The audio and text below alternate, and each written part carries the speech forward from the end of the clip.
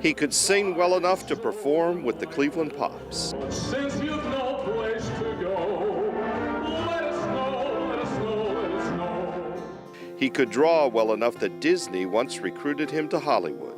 Come on out, we'd like to talk to you. The same week, had an offer to try TV. He, of course, took that offer, and the rest is more than a half-century of Cleveland TV history, albeit with the humblest of beginnings. I'm just so lucky. People have been so good to me. Richard D. Dick Goddard was born in the Depression, February of 1931, and grew up in Greensburg, what is now the city of Greene in Summit County. He was the only child of Vachel Goddard, a railroad mechanic from southern Ohio, and the former Doris Dickerhoof. Neither of Dick's parents finished grade school, but they worked hard and he cherished them and learned a lot from them, including a passionate, lifelong love for all types of animals that, as a boy, Dick was forever bringing home. Any animal that showed up on our little 5-acre farm there near Greensburg, I said, Mom, can we keep it? And usually it was yes, but the cow I had to give back. Dick was an athlete in high school, playing football and baseball, and decided, along with 4 friends, to enlist during the Korean War, and went to tell his dad. We're going to join the Marines. My dad said, no, you're not. Came back later, I said, how about Air Force? He said, great. Once in the Air Force, Dick witnessed an H-bomb test and took a test of his own, one designed to find out what he might do well.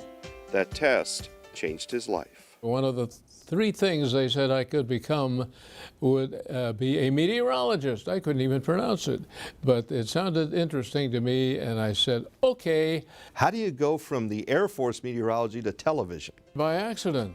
After the Air Force, Dick returned to earn a fine arts degree from Kent State. That's when Disney approached. To help pay the bills, Dick got a job at the Akron-Canton Weather Bureau. He chose TV over Disney, although being on air took some getting used to. When I started, my voice was up so high, small animals gathered outside the station. But in an era when weather was almost an afterthought during newscasts, Dick Goddard brought something unusual to the table. As a meteorologist, he was actually qualified, if always humble.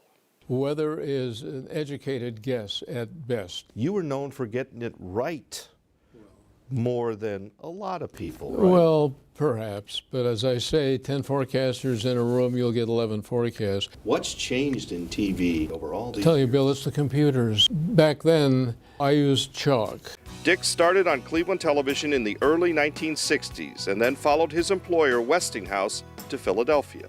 I realized once I was there, people were really nice to me, but it wasn't home. So I knew I had offers from 3, 5, and 8 at that time, and I'm a sports nut, did Cleveland Browns stats for 43 years. And so when Channel 8, who was doing the ball games then, offered me a contract, I said, let's do it. So it was your love of the Browns and sports that brought you to Channel 8, basically. Pretty much. And it was his love for his only child, his daughter Kim, that led Dick to start what was originally just a small parade created as a PTA fundraiser.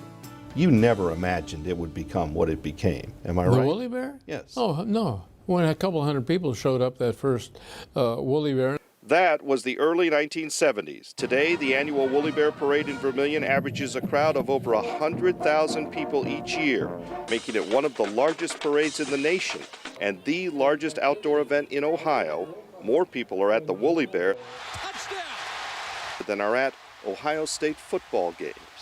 I had no idea it would become this big. Dick figured that if people made such a big deal of Puxatawny Phil predicting when winter would end on Groundhog's Day, well, maybe they'd latch on to the idea of a woolly bear, predicting in the fall how severe or mild the coming winter would be. It's all in the size of the woolly bear's stripes. Well, that's the legend anyway. And if you believe in Mother Goose and the Tooth Fairy, you're with the program. The only controversy early on may have come in 1975, when Dick's daughter won the Woolly Bear 500.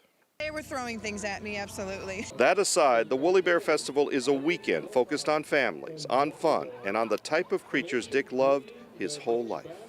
I promote animal welfare. That's my goal. Before I go to the theme park in the sky, I want to do all I can for the 4-foots. Dick was often the life of the party, even the Ron Party. At a 2011 celebration to honor the renaming of the street in front of Fox 8 as Dick Goddard Way, meteorologist Andre Bernier recalled how Dick once showed up at the Ron Christmas party. The people there at the party, they didn't care who invited Dick. It's just the fact that, hey, Dick was there. Isn't it great? And Dick would travel long and far for a great animal story, once driving to Pennsylvania to meet a dog that could sing I love you. Really? Love me do. Dick Goddard loved a lot about life, including music. He was backstage when the Beatles played Public Hall in 1964. But music also provided one of the few regrets of his life. I wish I would have learned to play the piano. I would have loved to have done that. I've sung a lot. Favorite music or favorite singers? Favorite singers? I love Bob Seger and the Silver Bullet Band and Sinatra. There was never a better singer than Frank Sinatra.